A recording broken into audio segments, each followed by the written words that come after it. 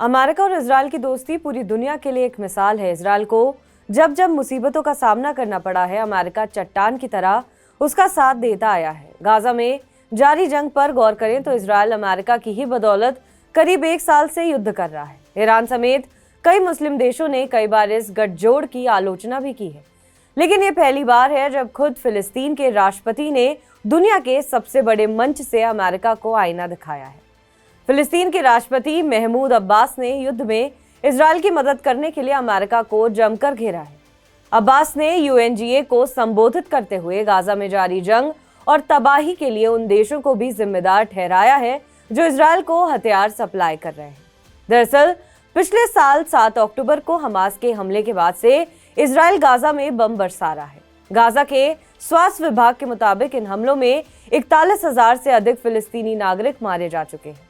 संयुक्त राष्ट्र महासभा में फिलिस्तीन के राष्ट्रपति महमूद अब्बास ने गाजा की तबाही और हजारों मासूमों की मौत के लिए समूचे विश्व को जिम्मेदार ठहराया है।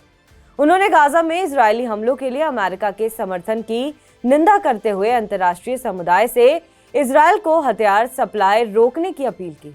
अब्बास ने कहा है कि हम ये पागलपन जारी नहीं रखने देंगे।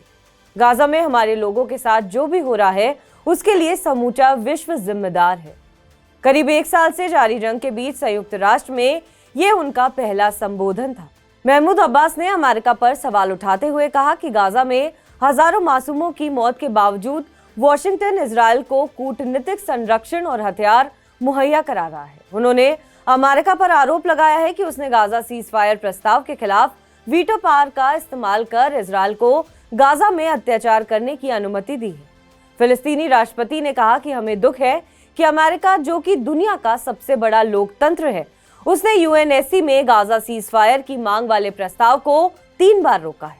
उन्होंने कहा है कि अमेरिका अकेला एक तरफ होकर कहता रहा है कि नहीं, ये युद्ध जारी रहेगा। वॉशिंगटन इजराइल का सबसे बड़ा सहयोगी है और वो बड़े पैमाने पर इजराइल की आर्थिक और सैन्य मदद करता रहा है। काउंसिल ऑन फॉरेन रिलेशन के डेटा के मुताबिक 1948 से अब तक उसने इजराइल को $300 बिलियन से अधिक की मदद की है। इसमें से एक बड़ा हिस्सा महज अक्टूबर 2023 से अब तक दिया गया है। वहीं इजराइल ने कहा है कि उसे अमेरिका की ओर से $8.7 बिलियन की सहायता पैकेज मिला है। इसमें से करीब $3.5 बिलियन युद्ध के समय जरूरी हथियार खरीदने के लिए, जो कि पहले ही उसे मिल चुके हैं। वहीं बाकी के $5.2 मिलियन की रकम एयर डिफेंस सिस्टम जैसे आयरन डोम, डेविड स्किल और एडवांस लेजर सिस्टम के लिए है। अमेरिका वित्तीय वर्ष 2023-24 में इजराइल को $12.5 बिलियन से अधिक की सैन्य सहायता दे चुका है। अमेरिका 2005 तक इजराइल को सैन्य सहायता के अलावा अलग से आर्थिक पैकेज भी देता रहा है, लेकिन धीरे धीरे इसे काम करके मिसाइल डिफेंस सिस्टम के लिए बजट बढ़ाया जाने लगा, जो कि साल 2022 में $1.6 बिलियन था। साल 2023 में इसे कम किया गया था और $509.4 मिलियन को मदद एयर डिफेंस सिस्टम के लिए दी गई थी। वहीं गाजा युद्ध शुरू होने के बाद इसमें काफी वृद्धि देखी गई है और साल 2024 में ये बढ़कर $5.7 बिलियन तक पहुंच गया है। महमूद अब्बास ने जंग खत्म होने के बाद गाजा के लिए 12 पॉइंट का प्रस्ताव भी रखा। उन्होंने गाजा पट्टी पर बिना किसी बफर जोन के निर्माण के पूरी तरह से इजरायली सेना की वापसी की मांग की है। प्रस्ताव के मुताबिक गाजा के किसी भी हिस्से पर इजराइल का कब्जा नहीं होना चाहिए। उन्होंने कहा कि जंग के बाद उनकी सरकार गाजा का प्रशासन स्वतंत्र फिलिस्तीनी राज्य के हिस्से के तौर पर चलाएगी।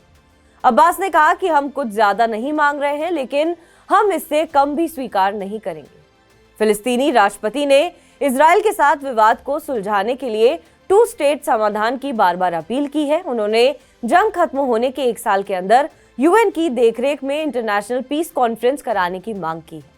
26 मिनट की स्पीच में उन्होंने अमेरिका और इजराइल पर सीधा हमला बोला है, साथ ही फिलिस्तीन को अपने पुरखों की सरजमी बताया है। अब्बास ने कहा है कि हमारे पुरखों की जमीन है और हम यहाँ से कहीं नहीं जाएंगे। अगर किसी को ये जगह छोड़नी होगी तो वो कब्जा करने वाले होंगे।